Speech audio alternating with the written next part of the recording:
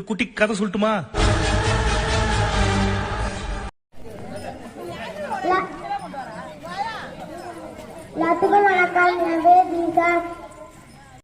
ஒரு காட்டில் மாடுகள் நிறைய அலைந்து கொண்டு இருக்கும் போது ஒரு சிங்கம் ஒரு மாட்டை அடிச்சு சாப்பிட்டது.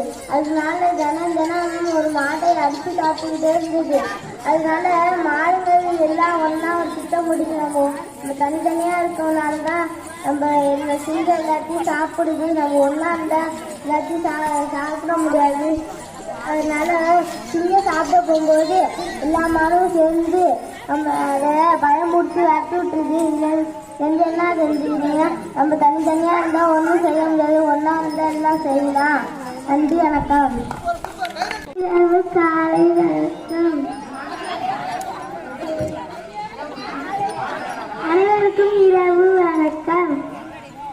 என் பெயர் அர்ச்சனா. நான் நேர்மன் கதை சொல்ல போகிறேன்.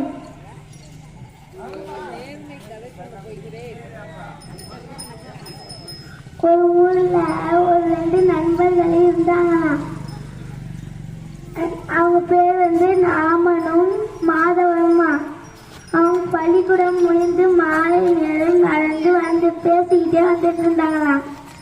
வரும்போது அவங்க வரப்ப ஒரு பணம் பை கலந்துச்சான். கடக்கும்போது ராமனும் மாதவனும் ஓடி போய் எடுத்து தொடர்ந்து பார்த்தாங்களாம். பார்க்கும்போது அதுல 1000 ரூபாய் பணம் இருந்துச்சான்.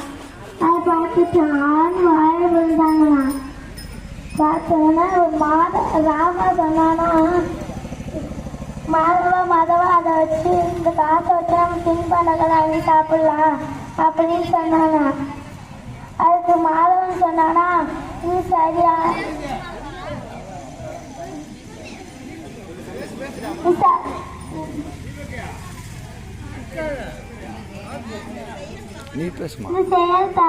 தவறானது சொன்னானா.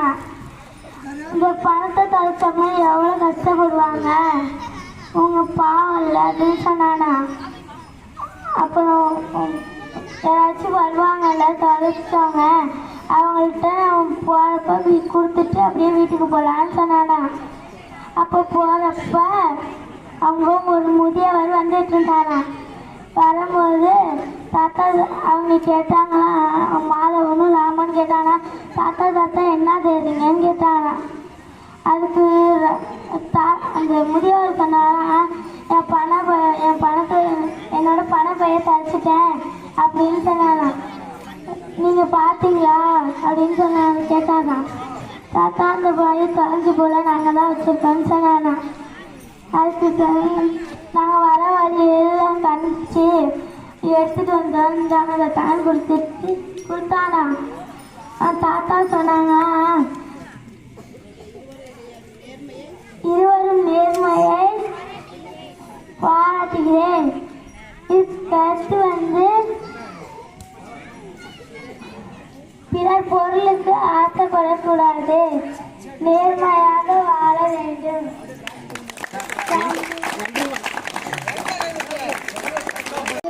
வணக்கம். நான் உங்களிடம் கதை சொல்ல போகிறேன்.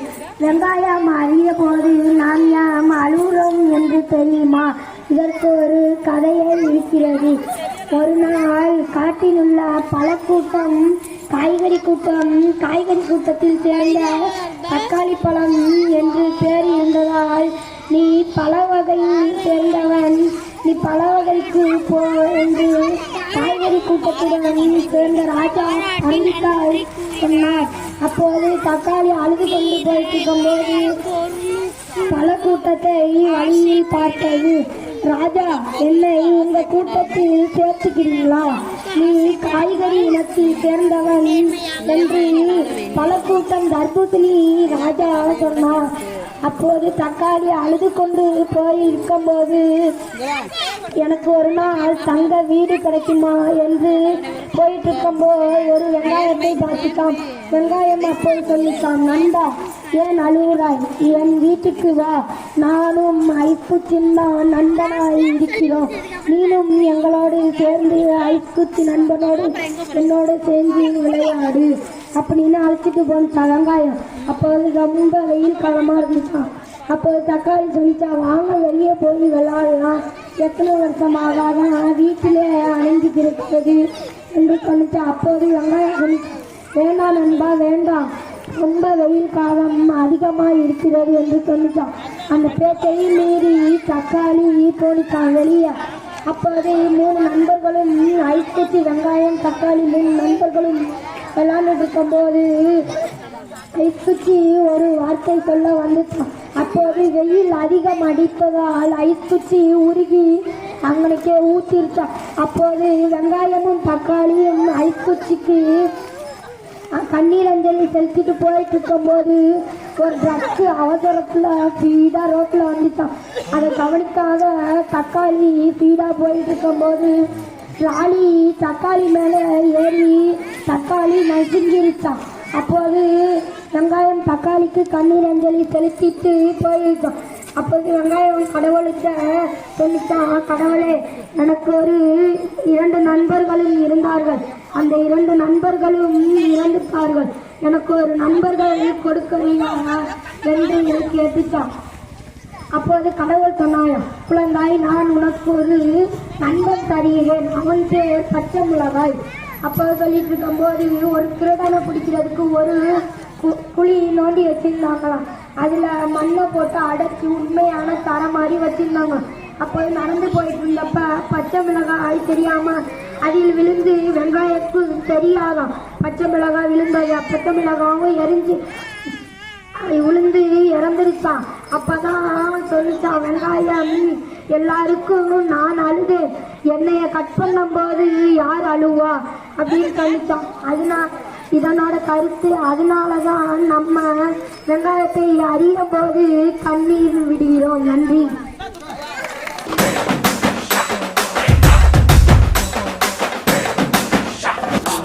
வணக்கம், என் பெயர் பவ்யா, நான் 5ஆம் வகுப்பு படிக்கிறேன். தந்தை பெரியார் ஈவேரா அவர்கள் 1879 செப்டம்பர் 17ஆம் தேதி ஈரோட்டில் வெங்கடத் நாயகருக்கும் முத்தம்மாளுக்கும் பிறந்தார். இவர் இயற்பெயர் வெங்கட நாயகருக்கும் பிறந்தார். சமூக சாதியை மக்களிடமிருந்து களைவதற்காகவும் பெண் விடுதலைக்காகவும் போராடியவர். தமிழகத்தின் மிக முக்கியமான இயக்கமாக கருதப்படும் திராவிடர்கள் கழகத்தினை தோற்றுவித்தவர். இவருடைய சுயமரியாதை இயக்கமும் பகுத்தறிவு மற்றும் மிகவும் புகழ் பெற்றது.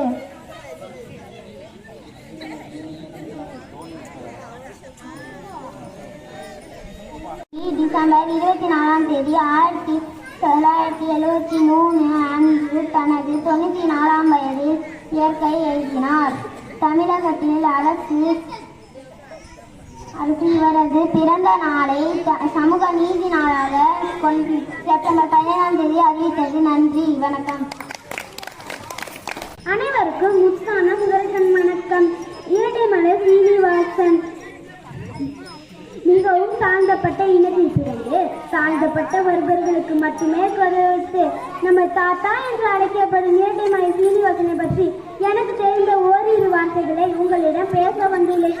கீழ் ஜாதி எனும் ஜாதி பாகுபாட்டை முறியடித்து சென்னையில் மாகாண சபை உறுப்பினராக பணிபுரிந்தார். தொழிலில் இவர் ஒரு வழக்கறிஞர், தலை சிறந்த அரசியல்வாதியும் ஆவார். இவர் தமிழகத்தில் உள்ள சென்னை அருகில் உள்ள கோலியானம் என்ற பட்டி கிராமத்தில் 1859ஆம் ஆண்டு ஜூலை 7ஆம் தேதி ஒரு விவசாயிக்கு பிறந்தார். மிகவும் தெய்வபக்தி நிறைந்தவர் அவர். தலித் உணர்ச்சிக்காகவும் சுதந்திர போராட்ட வீரரும் சமூக சீர்திருத்தவாதியும் இவர் ஆவார். தலித் இனத்தை சேர்ந்த மகாத்மா காந்தியின் மிக நெருங்கிய நண்பர். தலித் இனத்தை சேர்ந்த மகாத்மா காந்தியின் நெருங்கிய நண்பர் ஆவார். இவர் தனது படிப்பை கோலியானம் என்ற கிராமத்திலே தொடங்கினார். இவரது குடும்பம் வறுமையாலும் ஜாதி கொடுமையாலும் இவரது குடும்பம் தஞ்சைக்கும் பின்னர் கோவைக்கும் குடிபெயர்ந்தது. எங்கு சென்றாலும் ஜாதி கொடுமை தீண்டாமை என்று இவர் சென்று பார்த்ததெல்லாம் இதற்கு ஒரு முற்றுப்புள்ளி வைக்கணும் என்று நினைத்தார். இவர் திருமணம் செய்து கொண்டார். இவர்களுக்கு 2 பெண் குழந்தைகளும் 4 ஆண்களும் பிறந்தனர்.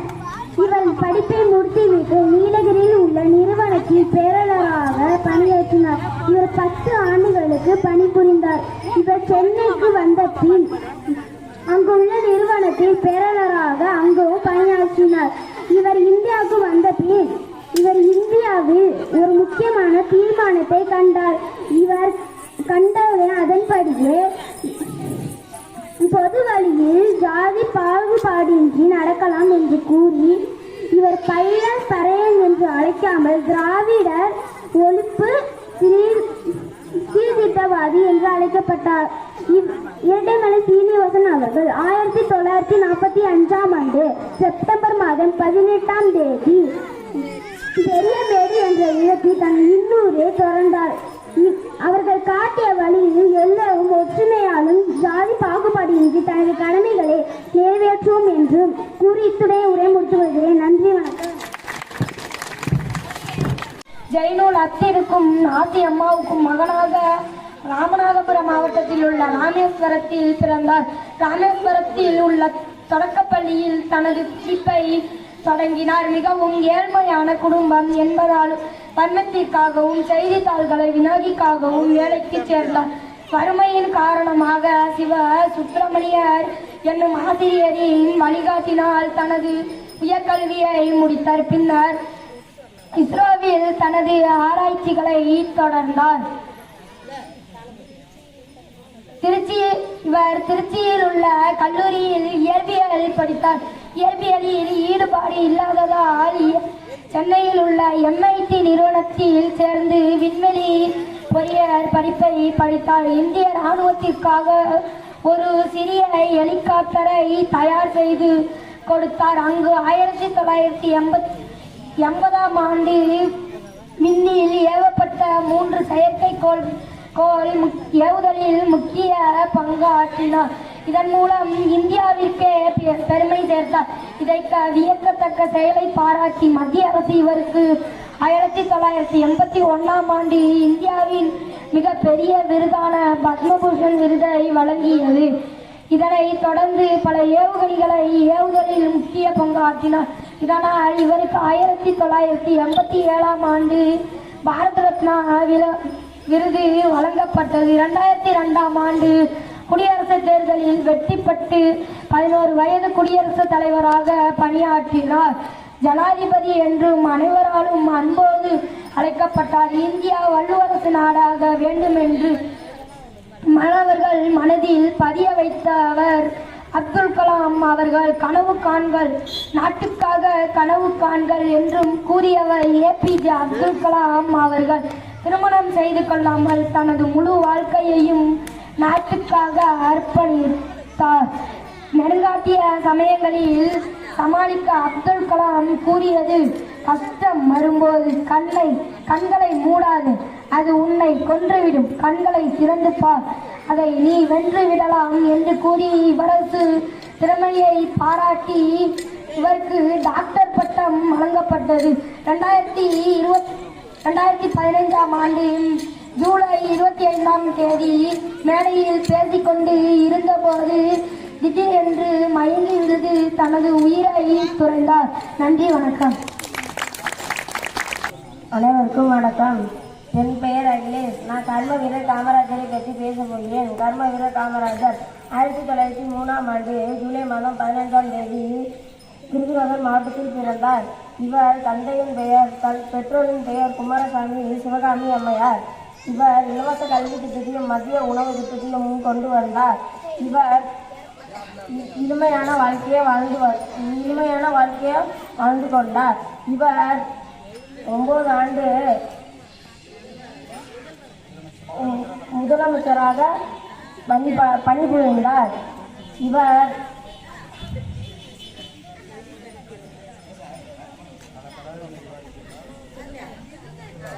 1975 டிசம்பர் மாதம் 2ஆம் தேதி